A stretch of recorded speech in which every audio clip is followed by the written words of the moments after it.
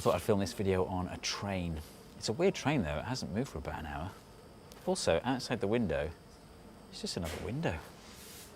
Also, this side, it's just curtain. There's no train on that side, it's just train on this side. Anyway, this video is about entropy, and you've probably heard of entropy. Maybe you think of entropy as a measure of disorder, and you know that entropy is always increasing, so that the disorder in the universe is always going up. This is like the popular one-line definition of entropy, that it's a measure of disorder. I'm not a big fan of it. I think it's kind of confusing and it doesn't help with your understanding of what entropy really is. I know it's a popular definition because it's like, you know, the reason my room is always messy is because I'm constantly battling the universe's desire to increase in disorder.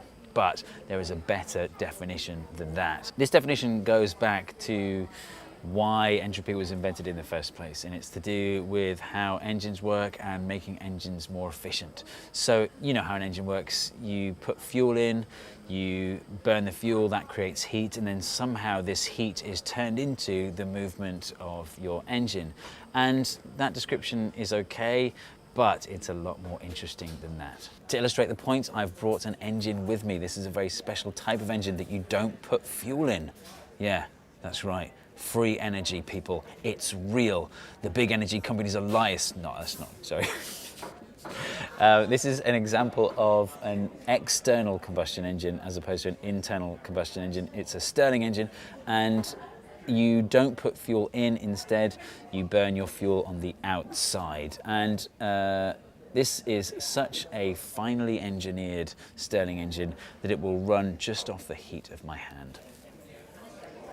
Okay, so that bottom plate now has had a bit of a chance to warm up. It's now about the same temperature as my hand, so I just need to give this flywheel a little kick, start, and it should just keep going on its own. It's the little engine that could. Actually, if I get it to the same level as my face, then they'll both be in focus. Huh. To really get this thing going, you want to use something like a hot drink or a hand warmer.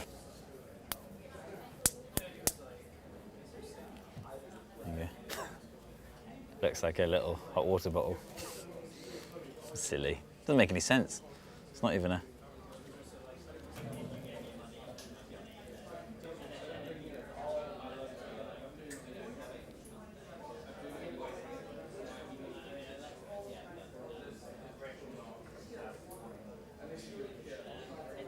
So let me explain how a Stirling engine works. There are two plates here. The bottom one is hot because I'm heating it with a hand warmer. The top one is just at room temperature. And inside there's a block of foam. So if I move the block of foam to the top, then the air inside the chamber is in contact with the hot plate in the bottom, so the air is warming up. When you heat up the air inside, it expands, and that expanding air pushes this piston here, so that pushes upwards, which turns the wheel. When you turn the wheel, that's connected to the foam block, so the foam block is now at the bottom. And when the foam block is at the bottom, then the air is in contact with the top plate, meaning the air cools down, meaning it contracts, meaning it pulls that piston back down. That turns the wheel some more. That pulls the foam back up to the top, so now the air is in contact with the bottom plate, so it's expanding because it's getting hot, which is pushing the piston, which is turning the wheel, which is pushing the foam down, and so on and so on and so on.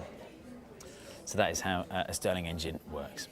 But the point is, it's not heat that you need, it's a difference in temperature. So in this case, there needs to be a difference in temperature between these two plates. In fact, you can run this Stirling engine on ice. So if you have the bottom plate colder than the top plate, you can make it work, though there is no ice available on this train.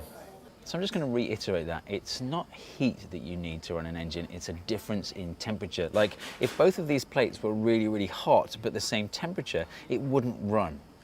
So what's this got to do with entropy? Well, imagine you had two slabs of metal and one was hot, one was cold.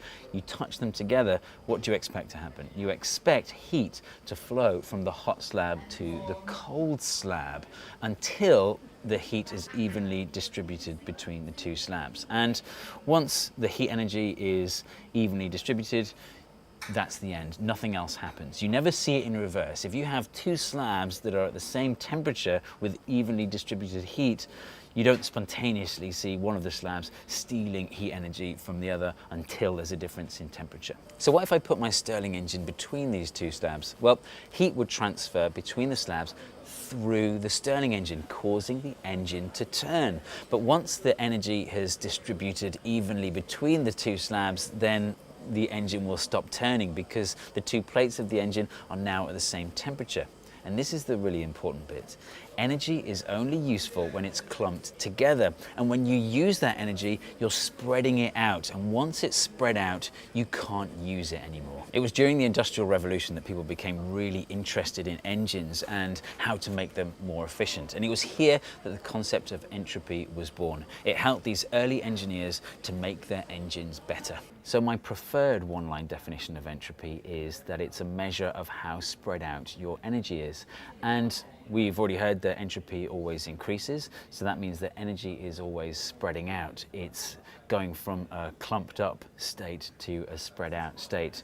And just as a side note, you can clump energy together locally, but it's always at the expense of energy spreading out somewhere else. For example, this is actually a reversible heat engine. So if I manually turn this wheel, I can cause one plate to get hot while the other gets cold. So I'm clumping the energy together on one side. But to run this wheel, I'm using my muscles, and my muscles are putting heat out into the universe, and entropy is increasing that way. So the overall effect is that entropy is increased, even though I'm creating a local decrease in entropy. So energy is always becoming more spread out and less clumped together. What that means is, in the future, eventually, all the energy will be evenly spread out, and none of our engines will run, including our bodies, which are a kind of engine. They'll stop running. But it's not all bad news for us humans. Fortunately, on Earth, there are loads of sources of clumped together energy that we haven't used yet. Clumped together energy that hasn't spread out, things like coal, oil and gas. When we burn those fuels, we're running our engines and we're spreading the energy out. So once we've burnt them, that's it. We can't use them anymore. The energy is spread out. So they will run out. They're non-renewable sources of energy. Fortunately, there is still one giant source of clumped together energy that we can use, and that's the sun. So once the fossil fuels have run out, we can power our engines using things like solar panels. We can grow crops and make biofuels and things like that. By the way, I'm not endorsing using up all the fossil fuels on Earth, because there are some terrible side effects from doing that. For example, pumping CO2 into the atmosphere. So we should really be switching to that massive clump of energy, the sun, sooner rather than later.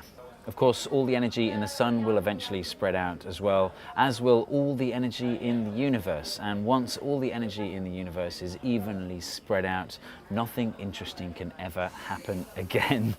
Do we need to worry about this? Well, this is called the heat death of the universe, and it's science's best guess at how the universe will end. But it won't happen for another 10,000 trillion years.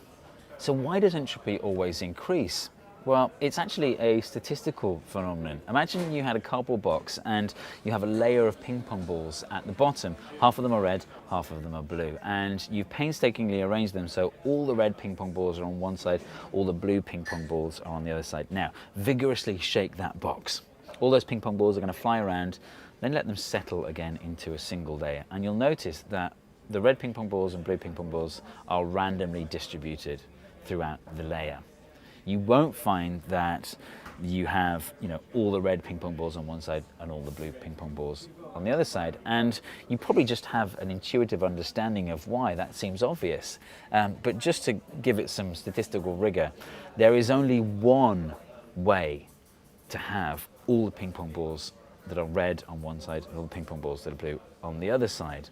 But there are so many other possible arrangements, millions, billions, trillions of possible, gazillions of possible arrangements, depending on how many ping pong balls you've got, of having them in that in that layer. So there's only one out of trillions that is that kind of a clumped together state. So clumped together is statistically unlikely.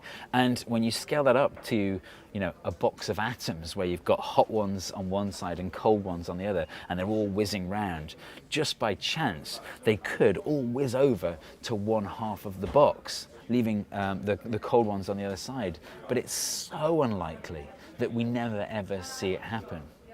And what's interesting is that you can look at time itself, the passage of time, the direction of time, the arrow of time, in terms of entropy. You can define a direction for time in terms of the spreading out of energy, in terms of the increase in entropy.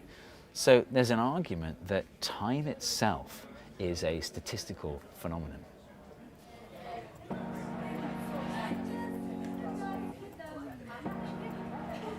This Stirling engine is made by Contax. You can get it from stirlingengine.co.uk. They ship worldwide.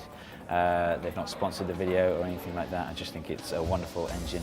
They sell other engines as well, so check out stirlingengine.co.uk. So there you go, my preferred definition of entropy. I hope you enjoyed this video. If you did, then hit subscribe, unless you're already subscribed, in which case I'm not sure what happens when you press that button. I don't think it's there. Maybe there's only an unsubscribe button. Don't hit that. That would be just a disaster, a personal disaster for me. Terrible for you as well. I mean, you might miss a video. Anyway, I will see you next time.